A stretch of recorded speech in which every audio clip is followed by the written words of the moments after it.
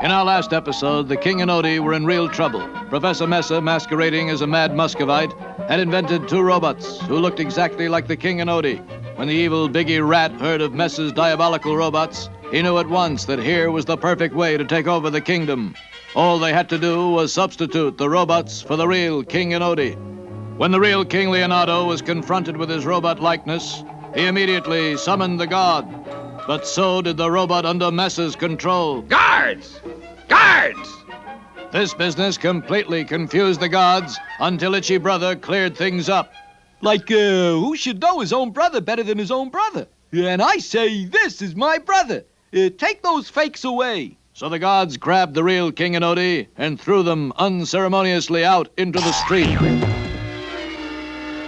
It is now nightfall, and we find our two heroes creeping silently back to the palace.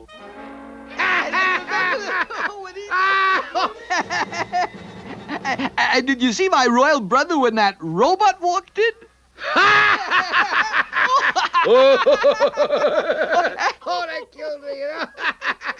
Robot? I see it all, sire. Professor Messer made robots to look exactly like you and me. They're going to make the people of Bongo Congo think that the robot is king. And since they run the robot, they can run the kingdom. Why, that's the most unheard of thing I ever heard of. Shh, sire. Listen. Okay, you guys, cut the clowning. This is Biggie talking, see? And we've got serious work to do. First off, I called a council meeting for tomorrow morning. Then my buddy, the king here, is going to tell them that he's tired of being king and he's turning the whole shebang over to Biggie Rat. From then on, I'll be running things in Bongo Congo. Yeah, Big, I dig. The rotten robot, renounces the royal rigmarole. I've heard enough. They can't... Wait, sire. I have a plan. At dawn the next day, the two friends crawled through a palace window and moved cautiously to the place where the two rotten robots stood. We must change places with these robots, sire, and pretend we are the robots until we can expose the plot in front of the entire council. Quickly, the King and Odie pushed the two robots into a closet and locked the door. Then they assumed the stiff pose of the robots. A short time later, Biggie, Itchy, and Professor Messer entered the room. Well, here are two friends patiently waiting to be of service. Come, Itchy comrade, let us dust them off.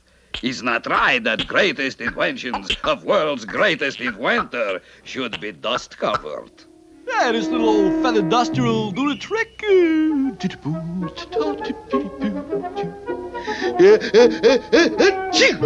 Hey, Mess, is this copycat supposed to do that without you telling him? Maybe he, shorted a circuit or flipped a fuse. Could be. Look inside and see. How do I get the top off? It's simple. Just unscrew his head. Something I've always wanted to do. Hey, Mess, it won't come off. Here, let the inventor show you how.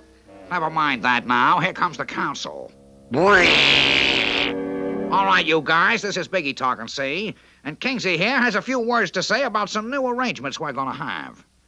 Okay, Professor, start the dummy talking. Boom, boom, yes.